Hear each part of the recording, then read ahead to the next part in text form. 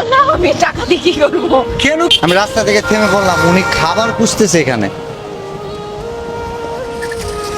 আপনি খাবার খুঁজতেছেন, এই মহিলা অসুখ হবে না আপনার? আমি এখান থেকে খাবার খাই। অসুখ হবে না? আপনার কাছে কি টাকা নাই?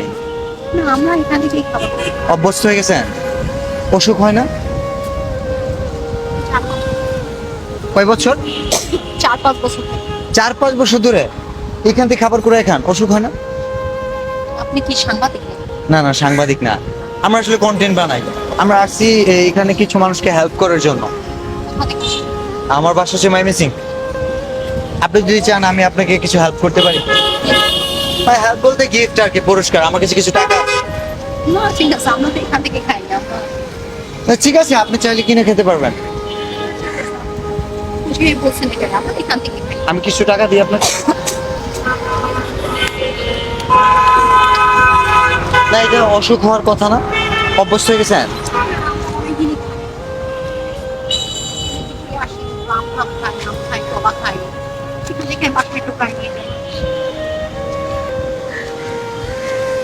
এখানে 5,000 টাকা আছে। আল্লাহ, আমি টাকা দিয়ে কি করবো? কেন কি করবেন? আমি তো এখান থেকে কিনে খাই। তাহলে আপনি মানুষকে কিনে খাওয়াবেন, মানুষ এগুলো তো খাবে না। কোথা থেকে আসছেন? এত টাকা দিবেন আমাকে? I'm from Mymensingh,